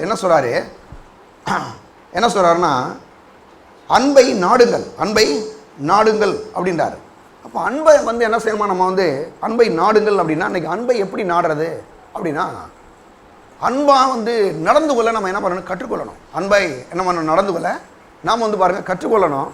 அன்பை வந்து பாருங்கள் என்ன தான் நம்ம வந்து நாடணுமா பாருங்கள். அப்போ அன்பை எப்படி நாடுறது அப்படின்னா பாருங்கள், அதுதான் பார்க்குறோம். அன்பை நாடுங்கள், ஞான வரங்களை விரும்புங்கள், விசேஷமாய் தீர்க்க தரிசன வரத்தை விரும்புங்கள். அப்போ அன்பை எப்படி நாடுறது அப்படின்னா பாருங்கள், அதை பற்றி ஒரு சில வசனத்துக்கு போவோம். அன்பை நாடுங்கள்ன்றதில் வந்து குறிப்பாக பவுலை குறித்து நாம் பார்க்கணும். ஏன்னா பவுல் வந்து அன்பாக வாழ்ந்த ஒரு மனுஷன் கிடையாது. ரொம்ப ஒரு முரண்டுத்தனமான ஒரு ஆள். பாருங்கள், அவரை பற்றி வேதத்தில் நம்ம கடந்த வாரமே பார்த்தோம். எடுங்க, பிலிப்பியர்கள் நிருபம் 3ஆம் அதிகாரம் 6ஆம் வசனம் எடுங்க. 3:6 அங்கே சொல்கிறாரு. 3ஆம் அதிகாரம் 6ஆம் வசனத்தை சொல்கிறத பார்க்குறோம். பக்தி வைராக்கியத்தின்படி சபையை துன்பப்படுத்துகிறவன், நியாயப்பிரமாணத்திற்குரிய நீதியின்படி குற்றம் சாட்டப்படாதவன். பாருங்கள், பக்தி வைராக்கியத்தின்படி இவர் என்ன பண்ணவரான்? சபையை துன்பப்படுத்துகிறவன் அப்படின்னா பாருங்கள், அந்த நாட்கள் முதல் நூற்றாண்டு சபையை வந்து பெரிய அளவில் ரொம்ப பாருங்கள் ரொம்ப தொல்லை பிரச்சனை கொடுத்தது யாருன்னா பவுல் தான். ஏன்னா பாருங்கள் அங்கங்கே வந்து லெட்டரை வாங்கி கொண்டு போய் யாராவது ஆண்டவரை பற்றி சொன்னாவே அவங்கள போய் அடிக்கிறது, அவங்கள போய் துன்புறுத்துறது, அவங்கள கொலை செய்கிறதுக்கு திட்டம் போடுறது, இந்த வேலையெல்லாம் யார் பார்த்தானா பவுல் பார்க்குறாரு. இதெல்லாம் பண்ணிட்டு இருக்கும்போது இப்படிப்பட்ட ஒரு மனுஷனை கர்த்தர் வந்து மாற்றுறாரு. பாருங்கள் எப்படி மாற்றுறாரு. இருங்க 12 அதிலே பாருங்கள் 12ஆம் வசனம் பாருங்களேன்.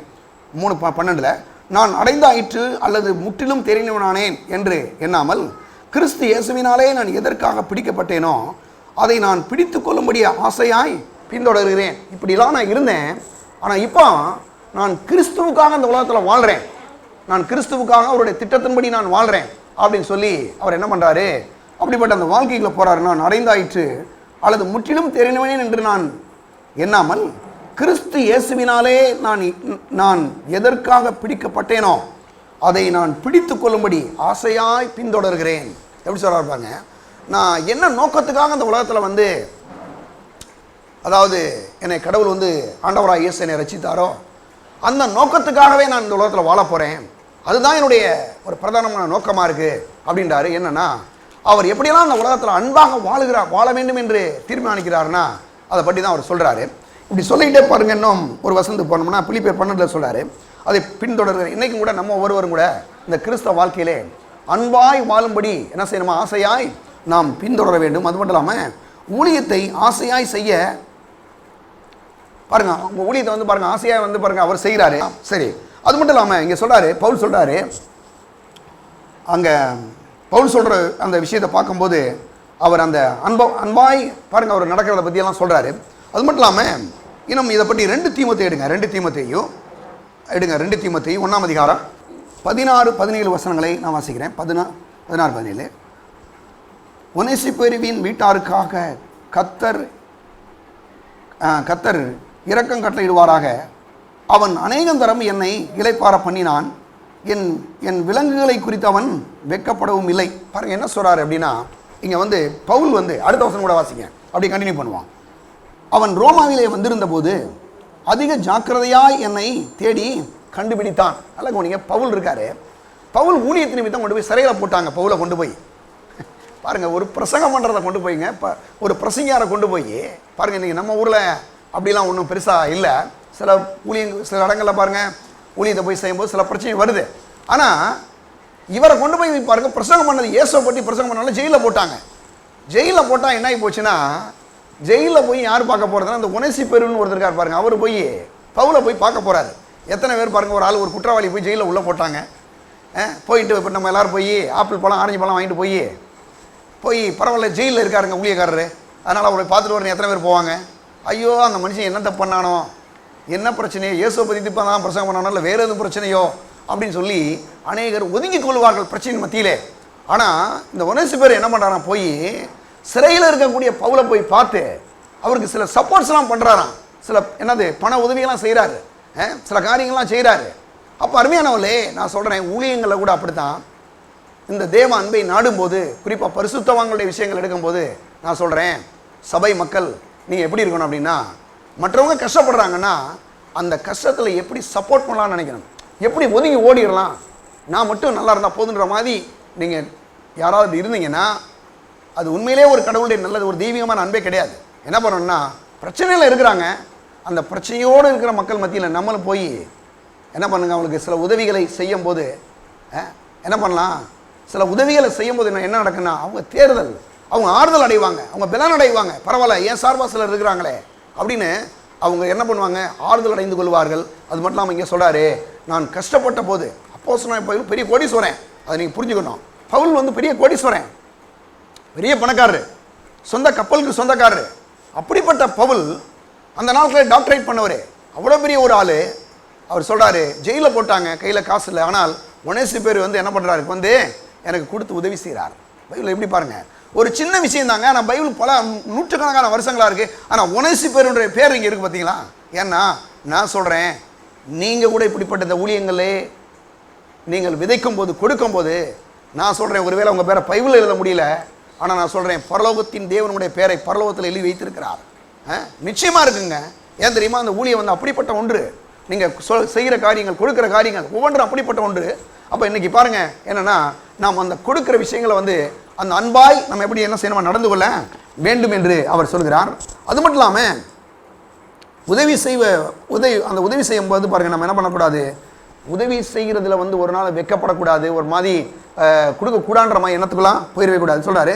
எடுங்க ரோமர் கழுது நிருபம், ரோமர் கழுது நிருபம் 15ஆம் அதிகாரம் 26வது வசனத்தை நான் வாசிக்கிறேன். மக்கெதோனியாவிலும் ஆகாயாவிலும் உள்ளவர்கள் எருசலேமில் உள்ள பரிசுத்தவான்களுக்குள்ளே இருக்கிற தரித்திரருக்கு சில பொருட்கள் சகாயம் செய்ய விருப்பம் கொண்டிருக்கிறார்கள். என்ன சொல்கிறாரு அப்படின்னா, இங்கே பாருங்க, மக்கெதோனியாவிலும் ஆகாயாவிலும் உள்ளவர்கள் எருசலேமில் உள்ள பரிசுத்தவான்களுக்குள்ளே இருக்கிற தரித்திரருக்காக சில பொருட்களை என்னது சகாயம் செய்ய விருப்பம் கொண்டிருக்கிறார்கள்.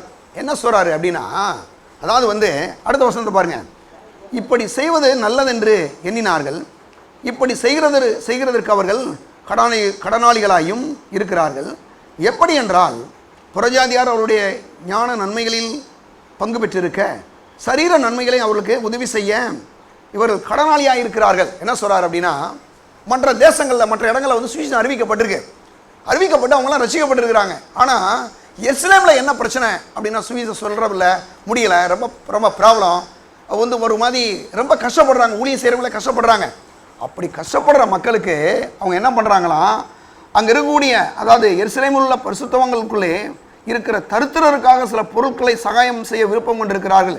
இப்படி செய்வது நல்லதென்று எண்ணினார்கள். சில நேரங்களில் கஷ்டப்படுற மக்களுக்கு உதவி செய்ய வேணுன்றார். அது மட்டும் இல்லாமல் இப்படி செய்கிறதுக்கு அவர்கள் கடனாளிகளாயும் இருக்கிறார்கள். நல்ல கவனிங்க, இப்படி செய்கிறதுக்கு அவர்கள் கடனாளிகளாயும் இருக்கிறார்கள். அடுத்து சொல்றாரு, அடுத்த வசனத்துக்கு வாங்க, சொல்றாரு, எப்படி என்றால் புறஜாதியாருடைய ஞான நன்மைகளிலே பங்கு பெற்றிருக்க. இன்னைக்கு பாருங்க, நம்ம எல்லாருமே புறஜாதியர்கள் தான் இல்லையா, ஆண்டவராக இயேசு ஆண்டவரை ஏற்றுக்கொண்டிருக்கிறோம் இல்லையா. ஏற்றுக்கொண்டிருக்கிறதுனால நம்ம என்ன பண்ணுறோம் அப்படின்னா, ஞான நன்மைகளை அவருக்கு நம்ம அவர்களிடத்தில் என்ன செஞ்சுருக்கிறோமா, பெற்றுக்கொண்டிருக்கிறோம். எங்கே ஞான நன்மைகளை பெற்றுக்கொண்டிருக்கிறோம்? சபையில் தான். நீங்கள் என்ன பண்ணுறீங்கன்னா, இங்கே ஞான நன்மைகளை பெற்றுக்கொண்டிருக்கும் போது இந்த ஞான நன்மைகளுக்கு உங்களுடைய சரீர நன்மைகளை என்ன செய்யணுங்க, கொடுக்க வேண்டும் சொல்கிறார். என்ன சொல்கிறாரு, பொருளாதாரத்தில் வந்து நீங்கள் வந்து என்ன பண்ணணும், கொடுக்கணும்னு சொல்லி பவுல் சொல்கிறார். பைபிள் சொல்லுது, நான் சொல்லலைங்க, அவர் சொல்கிறார். பாருங்க என்ன அந்த வசனம் என்ன சொல்லுது, 27ஆம் வசனம், இப்படி செய்வது நல்லதென்று எண்ணினார்கள், இப்படி செய்கிறதற்கு அவர்கள் கடனாளிகளாயும் இருக்கிறார்கள். என்ன சொல்கிறாருங்க, நீங்கள் தசமபாங்களோ காணிக்கையிலோ சில நேரங்களில் சபைகளுக்கு நீங்கள் செய்கிறீங்க, சபைக்கு சில காரியங்களை செய்கிறீங்க, இதெல்லாம் நீங்கள் என்ன பண்ணுறீங்க, செய்யறதுக்கு ஒரு கடனாளிகளாக இருக்கிறீங்க, செய்யணுன்றார். அது மட்டும் இல்லாமல் சொல்கிறாரு, எப்படி என்றால் புறஜாதியாருடைய ஞான நன்மைகளிலே பங்கு பெற்றிருக்க. ஆண்டவராக இயேசுவருக்கு முன்னாடி நம்ம புறஜாதிகளாக இருந்தோம், ஞான நன்மைகளை நம்ம பெற்றுக்கொண்டிருக்க. என்ன பண்ணுறோமா, பெற்றுக்கொண்டிருக்க சரீர நன்மைகளை அவர்களுக்கு என்ன செய்யுங்க, உதவி செய்ய இவர்கள் கடனாளியாக இருக்கிறார்கள்ன்றார். திரும்ப சொல்கிறாரு, நீங்கள் என்ன பண்ணணும், சரீர நன்மைகளை வரும்போது கொடுக்குற கடனாளியாக இருங்க. ஏன்னா நான் சொல்கிறேன் அருமையானவர்களே, நம்ம எதில் கர்த்தருக்கு உண்மையாக இருக்கிறோமோ நிச்சயமாக கர்த்தர் என்ன செய்வாருங்க, ஆசீர்வதிப்பார். அப்போ ஞான நன்மைகளை நம்ம பெற்றுக்கொண்டிருக்கிற சரீர நன்மையை வந்து என்ன யார் கொடுக்கணும், ஆண்டவர்கிட்ட போய் கொடுக்கணுங்க. கொடுக்கும்போது அதனுடைய பலனை வேற. இதை பவுல் சொல்கிறாரு, ரோமர் இங்கே எழுதுற பாருங்க, கொரிந்தியர் நிருபத்தில் எழுதுறாரு பாருங்க. இன்னும் ஒரு சில வசனங்களுக்கு போவோம். சரி, கலாத்தியர் 6 எடுங்க. கலாத்தியர் நிருபம் 6ஆம் அதிகாரம் 6ஆம் வசனம், 6ஆம் அதிகாரம் 6ஆம் வசனம் எடுங்க. மேலும் திருவசனத்தில் உபதேசிக்கப்படுகிறவன் உபதேசிக்கிறவனுக்கு சகல நன்மைகளிலும் பகிர்ந்து கொடுக்க கடவன். பாருங்க, நல்லா கொண்டாரு. என்ன சொல்றாரு, மேலும் திருவசனத்தில் உபதேசிக்கப்படுகிறவன். நல்ல குணிய, அதாவது நீங்க உபதேசிக்கப்படுறீங்க, தேவனுடைய பிள்ளைகளாகி நாம் ஒவ்வொருவரும் தேவனுடைய வசனத்தில் என்ன செய்யறோம், உபதேசிக்கப்படுகிறோம். அப்போ உபதேசிக்கப்படுகிற விசுவாசி என்ன பண்ணணுமா, உபதேசிக்கிறவனுக்கு சகல நன்மைகளிலும் பகிர்ந்து கொடுக்க கடவன். உங்களுக்கு என்னென்ன நன்மை வருதோ அந்த நன்மைகளை என்ன பண்ணணும், பாஸ்டையும் கொஞ்சம் நினச்சி பார்க்கணும். என்ன செய்யணுங்க, நினச்சி பார்த்து பாஸ்ட்டு கொஞ்சம் கொடுக்கணுங்க. நம்ம பாஸ்ட் அவரு நமக்காக ஜெபம் பண்ணுறாரு, நமக்காக பிரசங்கம் பண்ணுறாரு அப்படின்னு கொடுக்கணுங்க. கொடுத்து பாருங்க. நான் சொல்கிறேங்க, உங்களுடைய பணம் வேஸ்ட்டாக போகாது. நான் திரும்ப திரும்ப சொல்கிறேன், உங்களுடைய பணம் வேஸ்ட்டாக போகவே போகாது. எனக்கு தெரியும், நான் கர்த்தர்ட்ட ரொம்ப வருஷமாக கொடுத்துட்ருக்கிறேன். நான் சொன்னேன், ரசிக்கப்பட்ட அந்த நாட்களில் இருந்து சின்ன பையனா ஒரு 13-14 வயசுலேயே நான் வந்து ஆண்டவர்கிட்ட போயிட்டேன். நான் நினைக்கிறேன் 15-16 வயசில் வந்து கொடுக்க ஆரம்பிச்சிட்டேன். அதனால தான் இன்றைக்கி என் பிள்ளைலாம் ரொம்ப நல்லா ஜம்முன்னு இருக்கிறாங்க. நான் நினைக்கிறேன் என் பிள்ளைகளோட பிள்ளை இன்னும் நல்லா ஜம்முன்னு இருக்கும். ஏன் தெரியுமா, பிள்ளைகளுக்கு இப்போ நாங்கள் கற்றுக் கொடுக்குறோம். உண்மையாக சொல்கிறேங்க, விளையாட்டு சொல்ல இதெல்லாம் நடக்கும். ஏன்னா இதை கொடுத்து நீங்கள் கொடுக்குறோம்லாம் பிள்ளைகளுக்கு கற்றுக் கொடுக்கும்போது அந்த சந்ததி ஆசீர்வதிக்கப்படும். சும்மா சாதாரண விஷயம் கிடையாது. இதில் ஒரு பெரிய லிங்க் இருக்குங்க, பெரிய ஒரு சம்பந்தம் இருக்குதுல்ல. அப்போ அவர் சொல்கிறாரு பாருங்கள், ஞான நன்மைகளை பாருங்கள் சொல்கிறாரு, மேலும் திருவசனத்தில் உபதேசிக்கிறவன் எல்லா சகல நன்மைகளிலும் பகிர்ந்து கொடுக்க கடவன். சொல்றாரு, சகல நீங்க வந்து உபதேசிக்கப்படுகிறீங்களா, வசனத்தை கேட்குறீங்களா, சகல நன்மையில் நீங்க என்ன பண்ணுங்க, போய் பாஸ்டர்கிட்ட போய் கொடுங்க அப்படின்றார். அப்போ கொடுக்கணுன்றார் பவுல். பாருங்க, பவுல் சொல்றார் பகிர்ந்து கொடுக்க கடவன். சரி, அடுத்தடுங்க, இன்னொரு வசனத்துக்கு போவோம். பகிர்ந்து கொடுக்க கடவன் சார், ஷேர் பண்ணுங்கன்றார். ஆவிக்குரிய நன்மையை நாம் ஒருபோதும், ஆவிக்குரிய நன்மையில் நம்ம வந்து ஒரு நாள் ஒன்றுமில்லாதவர்களாக இருக்கவே முடியாது. அது மட்டும் இல்லாமல் எடுங்க பிலிப்பியர்கள் நிருபடுங்க, பிலிப்பியர் 4ஆம் அதிகாரம் 4:15. மேலும் பிலிப்பியரே, சுவிசேஷத்தின் ஆரம்பத்திலே நான் மக்கெதோனியாவில் இருந்து புறப்பட்ட போது கொடுக்கல் வாங்கல் காரியத்திலே நீங்கள் மாத்திரம் எனக்கு உடன்பட்டதை அல்லாமல் வேறொரு சபையும் உடன்படவில்லை என்று நீங்கள் அறிந்திருக்கிறீர்கள். சொல்றாரு, என்ன சொல்றாரு பாருங்களேன். மேலும் பிலிப்பியரே, சுவிசேஷத்தின் ஆரம்பத்திலே நான் மக்கெதோனியாவில் இருந்து புறப்பட்ட போது கொடுக்கல் வாங்கல் காரியத்திலே பாருங்க, நீங்கள் மாத்திரம் எனக்கு உடன்பட்டதை அல்லாமல் வேறொரு சபையும் உடன்படவில்லை என்று நீங்கள் அறிந்திருக்கிறீர்கள். என்ன சொல்றாரு, பிலிப்பு சபையை பார்த்து சொல்றாரு, நீங்க மட்டும்தான் அந்த ஊழியத்தில் என்ன பண்ணீங்க, இந்த கொடுக்கல் வாங்கல். பைபிள் நீங்க நல்லா கவனிச்சுங்க, கொடுக்கறது மட்டும் சபை கிடையாது. கொடுக்கணும், அப்புறம் என்ன பண்ணணுங்க, அவர்கிட்ட இருந்து வாங்கணும். கொடுக்கல் வாங்கல் காரியங்கள்ன்றார். அப்போ கொடுக்கணும், ஆண்டவர்கிட்ட கொடுத்துருங்க, பாவம் பரவாயில்ல போயிட்டு போறாரு, பாவம் ஐயோ பேசினார் இல்லை, கொடுக்கவும் செய்யணும், அவர்கிட்ட இருந்து வாங்கவும் செய்யணும். அப்போ கொடுக்கல் வாங்கல் காரியத்தில் அவர் சொல்றாரு, என்னது, நீங்கள் மேலும் பிலிப்பியரே, சுவிசேஷத்தின் ஆரம்பத்திலே நான் மக்கெதோனியாவிலிருந்து புறப்பட்ட போது கொடுக்கல் வாங்கல் காரியத்திலே நீங்கள் மாத்திரம் எனக்கு உடன்பட்டதை அல்லாமல் வேறொரு சபையும் உடன்படவில்லை என்று நீங்கள் அறிந்திருக்கிறீர்கள். நான் தெசலோனிக்கையில் இருந்தபோது என் குறைச்சல் நீங்கும்படி நீங்கள் 2 தரம் அனுப்பினீர்கள். அப்போ இன்னைக்கு நீங்க ஒன்று புரிஞ்சு கொள்ளணும், இப்படிப்பட்ட இடங்கள்ல நீங்க கொடுக்கணும்னு சொல்றார் பவுல். சொல்றாரு, நீங்க 2 தரம் அனுப்பினீர்கள் சொல்றார். பாருங்க, பவுல் சொல்றாரு பாருங்களேன், நான் இந்த வசனத்தை வாசிக்கிறேன். கலாத்தியர் 6 சொல்றாரு, 6:6 பாருங்க, திரும்ப நான் அதை வாசிக்கிறேன். சாரி, பிலிப்பியர் 6. நான் தெசலோனிக்கையில் இருந்தபோது என் குறிச்சல் சொன்னார், உபகாரத்தை நான் நாடாமல், பாருங்க 17ஆம் வசனத்தில் பாருங்க, பாருங்க, உபகாரத்தை நான் நாடாமல் உங்கள் கணக்குக்கு பலன் பெருகும்படி என்ன செய்கிறேன், நாடுகிறேன். என்ன சொல்றாரு, உபகாரத்தை நாடாமல்னா ஏதோ பாருங்க வந்து உங்களை கர்த்தர் ஆசீர்வதிப்பார் அப்படின்னு சொல்லிட்டு போகிறது மட்டும் இல்லாமல் ரிசல்ட் வர நான் எதிர்பார்க்குறேன்றாரு.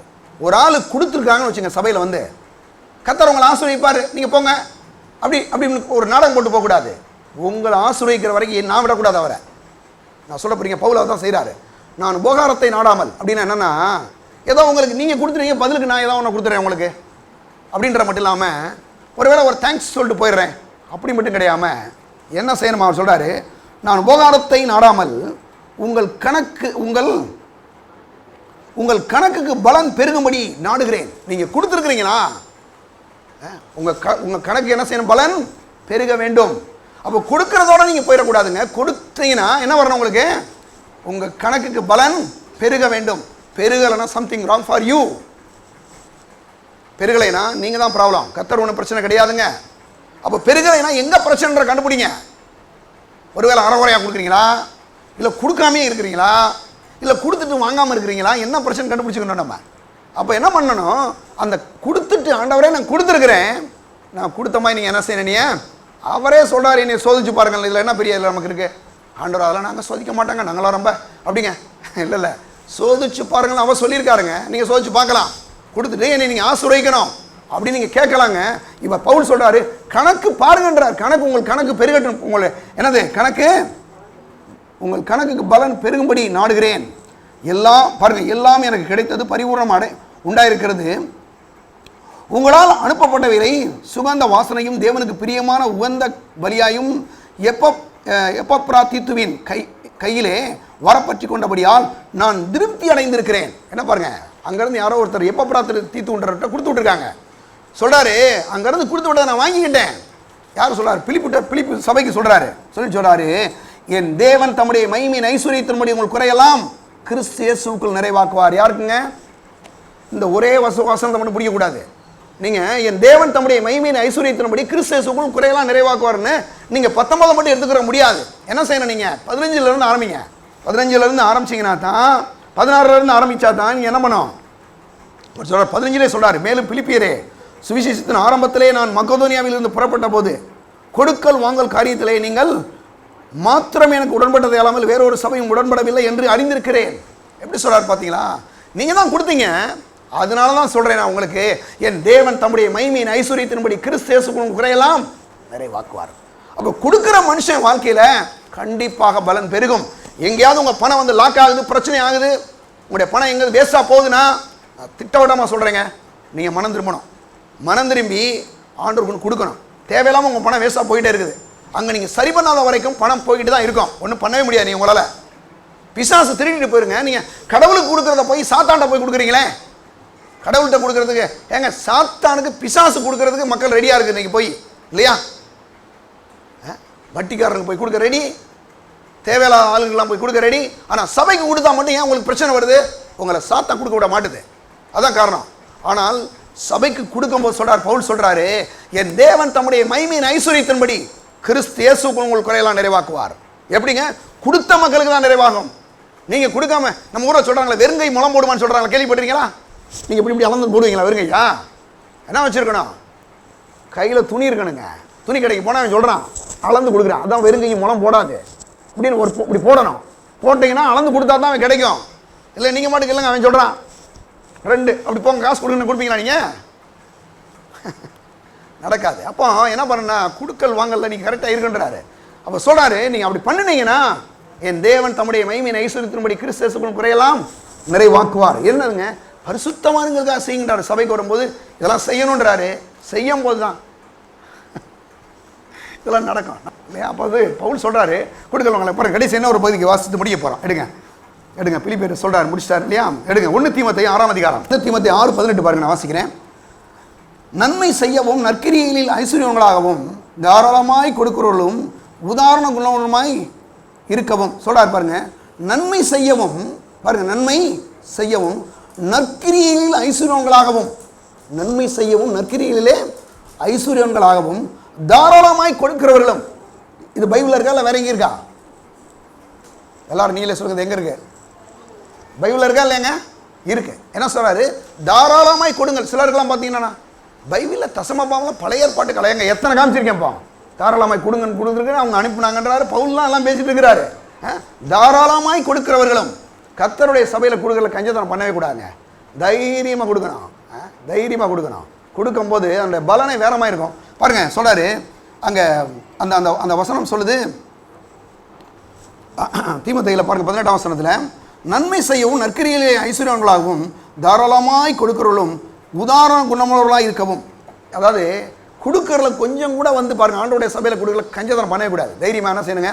கொடுக்கணும். சரி, அடுத்து இன்னொரு வசனத்துக்கு போவோம். எடுங்க, எபிரேயர்கள் நிருபம் 13ஆம் அதிகாரம் 16ஆம் வசனம். அன்றியும் நன்மை செய்யவும் தான தர்மம் பண்ணவும் மறவாதிருங்கள், இப்படிப்பட்ட பலிகளின் மேலே தேவன் பிரியமாக இருக்கிறார். சொல்றார் பாருங்க, அன்றியும் நன்மை செய்யவும் தான தர்மங்கள் பண்ணவும் மறவாதிருங்கள், இப்படிப்பட்ட பலிகளின் மேலே தேவன் பிரியமாக இருக்கிறார். நன்மை செய்யுங்க, தான தர்மம் பண்ணுங்க. கஷ்டப்படுறாங்களா? உங்களால் முடிஞ்சதை செய்யுங்க. அதுக்காக நம்ம வந்து நம்மளை தாண்டி எதுவும் பண்ணிட முடியாது. ஏதோ நம்மளால் முடிஞ்ச வரைக்கும் என்ன செய்யுங்கன்னு சொல்றாரு. எடுங்க இன்னும் ஒரு வசனத்துக்கு போகலாம். ரோமர்கள் நிருபம் 12ஆம் அதிகாரம் 13ஆவது வசனம் பாருங்க. 12-13 வசனத்தில் பாருங்க சொல்றாரு, 13ல், பரிசுத்தமுடைய குறைவிலே அவர்களுக்கு உதவி செய்யுங்கள், அந்நியரை உபசரிக்க நாடுங்கள். பரிசுத்தமுடைய குறைவிலே 5ஆம் வசனம் பாருங்க, அதில் 5ஆம் வசனம் பாருங்க சொல்றாரு, அநேகராகிய நாமும் கிறிஸ்துவுக்களே ஒரே சரீரமாக இருக்க ஒருவருக்கொருவர் அவங்களாக இருக்கிறோம். பாருங்க என்ன சொல்றாரு, நம்ம சபையில் இவ்வளோ பேர் இருக்கோம், நம்ம எல்லாரும் என்னவா இருக்கிறோமா, சபையில் ஒவ்வொருத்தரும் ஒரு அந்த சரீரமான சபையில் ஒரு அங்கமாக இருக்கிறோம். ஒரு ஆள் விரலாக இருக்கலாம், ஒரு ஆள் நகமாக இருக்கலாம், ஒரு ஆள் எதை வேணாலும் இருக்கலாம். பாருங்க, ஒருவேளை கண்ணாக இருக்கலாம், காதல், ஏதோ ஒரு பகுதியாக இருக்கிறோம். ஆனால் என்ன செய்யணுமா, இப்போ பாருங்க கண் வலிக்குது. இந்த கண் வலிக்குன்னா உடனே இந்த கை சும்மா இருக்குதா? லேசாக இந்த கண்ணில் கண்ணீர் வருதுங்க. என்ன பண்ணுதுங்க? உடனே இந்த கை தானாக போய் கண்ணீரை துடைக்குது. இந்த கண்ணில் ஒரு தூசி விழுகுது, உடனே இந்த கை போய் படியே எடுத்து விடுது. ஏன்? கண்ணுக்கு தானே பிரச்சனை. ஏன் இந்த கை போய் வேலை செய்யுதுன்னா, இது சரீரத்தினுடைய இந்த அவயம் வந்து இந்த அவயத்துக்கு சப்போர்ட் பண்ணுது. அதே போல தான் சபையில் இருக்க தேவனுடைய பிள்ளைகளும் ஒருவருடைய குறைவிலே ஒருவருடைய காரியங்களை சில சப்போர்ட்ஸ் பண்ணிக்கலாம். அதுக்காக பாஸ்டர் கடன் கொடுக்கலாமான்னு யோசிச்சுட்டு இருக்கிறேன். சர்ச்சுக்குள்ளே யாராவது கடன் கடை சொல்லுங்கள். அன்பினால் கடன் படுறதே அல்லாமல் வேற ஒன்றிலும் கடன் படாதிருக்கள். நல்ல விஷயம் தான். சரியா? சரி, ஓகே. கடைசியாக ஒரு பகுதி போகலாம். எடுங்க, அதை மாற்ற முடிச்சு 1 கொரிந்தியர் 1ஆம் அதிகாரம். ஸோ 1 கொரிந்தியர் 12:26. 1 கொரிந்தியர் 12ஆம் அதிகாரம் 26ஆம் வசனம் பாருங்க. 12ஆம் அதிகாரம் 26வது வசனம் பாருங்க, நான் வாசிக்கிறேன் பாருங்க. சொல்றாரு, ஆதலால் ஒரு அவயம் பாடுபட்டால் எல்லா அவயங்களும் கூட பாடுபடும், ஒரு அவயம் மகிமைப்பட்டால் எல்லா அவயமும் கூட சந்தோஷப்படும் சொல்கிறாரு. அப்போ ஒரு அவயமும் இன்னொரு அவயத்துக்கு சப்போர்ட் பண்ணுது. அதே மாதிரி தான் நீங்களும் என்ன பண்ணணுமா, சப்போர்ட் பண்ணணும்னு சொல்கிறாரு. அப்போஸ்தலர் 12ஆம் அதிகாரம் 12ஆம் வசனம் பாருங்கள். அப்போஸ்தலர் 12:12 சொல்கிறாரு, அவன் இப்படி நிச்சயித்து கொண்டு மார்க்கு என்னும் பேர் கொண்ட யோவானுடைய தாயாகிய மரியாள் வீட்டுக்கு வந்தான். அங்கே அநேகர் கூடி ஜெபம் பண்ணி கொண்டிருந்தார்கள். பாருங்கள், பேதுரு வந்து பிரசங்கம் பண்ணுறான். பண்ணிட்டு இருக்கும்போது என்ன பண்ணிட்டாங்கன்னா, இந்த அதிகாரத்து ஆரம்பத்தில் நீங்கள் பார்த்தீங்கன்னா, யாக்கோப்பு, அதாவது யோவானுடைய சகோதரனாகிய யாக்கோப்பை பட்டயத்தினால் கொலை செய்தார். என்னாச்சுன்னா, அங்கே சுவிஸில் போய் சொன்ன நிமித்தம் கொலை செஞ்சுட்டாங்க. அதே அதிகாரத்தில் என்ன பண்ணுறாங்கன்னா, பேதுருவையும் கொண்டு போய் ஜெயிலில் போட்டுடலாம், இவனை கொலை பண்ணிடலான்னு பிளான் பண்ணுறாங்க அந்த ஆட்கள், அந்த அந்த மக்கள், யூத மக்கள்.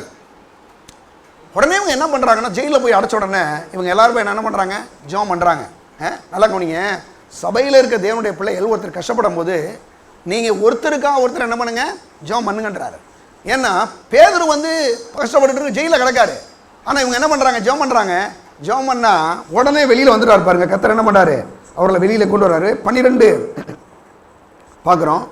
திரும்ப பார்த்தீங்கன்னா அங்கேருந்து அவருக்கு வந்து ஒரு பெரிய விடுதலை. பேதுருவுக்கு வந்து சபையே கூடி ஜெபிக்கிறதுனால அவர் என்ன பண்ணுறாரு, அந்த அதிகாரத்தில் நீங்கள் வாசித்து பார்த்தீங்கன்னா அவர் அப்படியே தேவதூதை வந்து என்ன பண்ணிடுறான், விடுதலையாக்கி கொண்டு வந்துடுறான். பாருங்கள், ஒரு பெரிய பாருங்கள், அந்த 8ஆம் வசனம் பாருங்கள். தேவதூதன் அவனை நோக்கி, உன் அறையை கட்டி உன் பாதரட்சிகளை தொடுத்துக்கொள் என்றான்.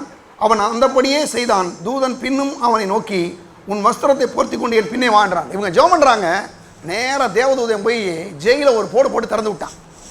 திறந்து இவனை கையோட பிடிச்சி கூட்டிட்டு வந்தான். பாருங்க, தேவதூதங்க என்ன மாதிரி பாருங்க, ஜெயிலில் போய் அடைச்சாச்சு. ஜெயிலில் அடைச்ச பேதுருவை வெளியில் கொண்டு வந்துட்டான், ரிலீஸ் பண்ணி விட்டான். இவங்க ஜெபம் இன்றைக்கும் கூட உங்களுக்கு சில நேரங்களில் விசுவாசிகளுக்கு ஒருத்தர் ஒரு சில வியாதிகளோ இல்லை சில பிரச்சனைகளோ, பண பிரச்சனைகளோ, குடும்பத்தில் பிரச்சனை இருக்கும்போது நீங்கள் ஒருத்தருக்கு ஒருத்தர் என்ன பண்ணுங்க, ஜெபியுங்கள். அப்படி ஜெபம் பண்ணும்போது அவங்க அடைபட்டிருக்க அந்த சிறைச்சாலையிலிருந்து என்ன பண்ணுவார், கர்த்தர் விடுதலை ஆக்குவார். பேதுரு போகிறான். கர்த்தருடைய அந்த அன்பை பார்க்கும்போது ஆண்டவருக்குன்னு கொடுக்குற மக்களை கர்த்தர் ஒருபோதும் சும்மா விடுறது இல்லவே இல்லைங்க. லூக்கா சுவிசேஷத்தில் நீங்கள் பார்த்தீங்கன்னா, லூக்காவில் 5ஆம் அதிகாரத்தில் ஆண்டவருக்குன்னு கொடுக்குறான் பேதுரு. முதல் அப்போஸ்தலனை தேர்ந்தெடுக்கிறார் ஆண்டவர்.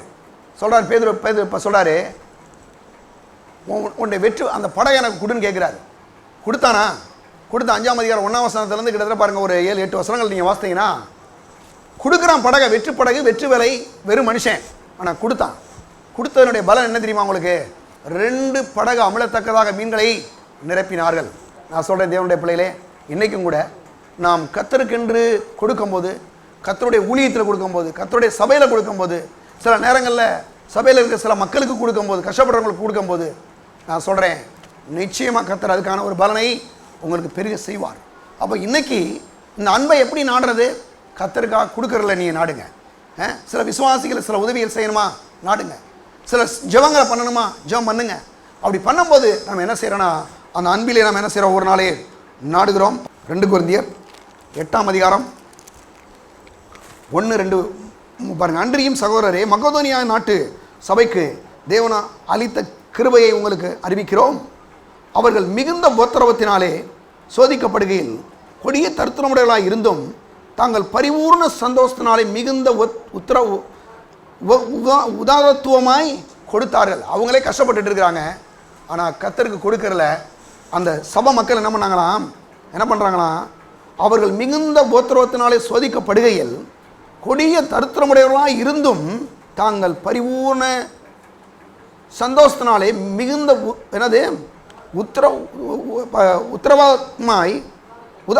உதாரத்துவமாய் கொடுத்தார்கள். என்ன பண்ணாங்கன்னா, எதை பற்றி இது பண்ணல, ஆனால் கர்த்தருக்காக கொடுக்குறாங்க. அவங்களே கஷ்டப்பட்டு இருக்கிறாங்க, அவங்களே கஷ்டப்படுறாங்க.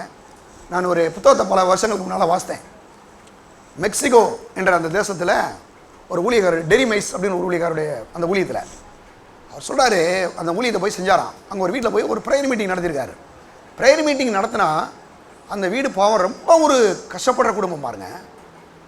அங்கே அந்த ப்ரேயர் மீட்டிங் நடத்தின பாருங்க, கிட்டத்தட்ட ஒரு 10-11 மணி வரைக்கும் ஆயிரம் கூட சொல்கிறாங்க அந்த அம்மா. ஆனால் அந்த பாஸ் சொல்கிறாரு, அந்த ஊழியக்காரர் சொல்கிறாரு, அந்த வீட்டுக்காரருக்கார் பார்த்தீங்களா, அந்த அவனுடைய கணவர் ஒரே ஒரு ட்ரௌசர் வச்சுருந்தாராம், ஒரே ஒரு கால் ட்ரௌசர். அந்த ட்ரௌசரில் சொல்கிறாரு, ஒட்டு போடாத இடமே கிடையாதுன்றார். ஒட்டு போடாத இடமே இல்லை, அவ்வளோ இடத்துல ஒட்டு போட்டு தான் ட்ரௌசர் போட்டு போகிறான் வேலைக்கு. அதான் வேலைக்கு போகிறான். திரும்ப வீட்டுக்கு வந்தோடனே ஏதாவது ஒரு துணியை கட்டிட்டு வரான் இப்படி. ஆனால் அவர் வீட்டில் போய் இந்த ப்ரேயர் மீட்டிங் நடக்குது. பார்த்தா 60-70 பேர் கூடுவாங்களாம். இந்த அம்மா பாருங்க சொல்கிறாங்க, அவர் டெரிமைஸுக்கு இந்த அம்மா சமைச்சு கொடுப்பாங்களாம் மணி 11 மணிக்கு. இவர் சொல்கிறாராம், அவங்க கஷ்டப்படுறாங்களே அப்படிலாம் கிடையாது. அவங்கள்ட்ட போய் உட்காந்துட்டு இவர் சாப்பிடுவாராம் பாருங்க. சாப்பிட்டுட்டு சொல்கிறாரு, கொஞ்ச நாள் கழிச்சு அந்த அம்மா கொக்கோ கோலா வாங்கி கொடுக்குமா. கொக்கோ கோலா மெக்சிகோவில் வாங்கி கொடுக்குறது பெரிய விஷயம், ரொம்ப பெரிய பணக்காரங்களை தான் வாங்க முடியும். அதையும் வாங்கி கொடுக்குமா. அவர் சொல்கிறாரு, செஞ்சாங்க. அந்த ஒரு பெரிய தொழிற்சாலை பற்றி சொல்கிறார், டயானான்ற ஒரு தொழிற்சாலை பற்றி சொல்கிறாரு. அந்த தொழிற்சாலையில் போய், அதாவது ரொம்ப ஒரு கஷ்டப்பட்டு வேலை செய்கிற ஒரு சின்ன சம்பளம், ஒரு 4-5 பிள்ளைங்க, சாப்பாடு கூட இருக்காது அந்த அம்மாவுக்கு. அப்படி ஒரு கஷ்டமான நிலைமை. ஆனால் எப்போ இவர் ப்ரேயர் மீட்டிங் எடுக்க வரும்போது கொடுக்க ஆரம்பித்தாங்களோ, அந்த அம்மா சொல்லிச்சான், சில மாதங்கள் கழித்து கண்ணீரோடு அழுது சொல்லிச்சான், பாஸ் பிரதர், என் வீட்டுக்காருக்கு இப்போ தான் 5 ட்ரௌசர் வாங்கியிருக்கேன். யோசித்து பாருங்க. இன்றைக்கி அப்படி யாராவது இந்த சபையில் இருக்கிறீங்களா? ஒரே ஒரு ட்ரௌசரை ஒட்டு போட்டு இப்படி இருக்கிறீங்களா?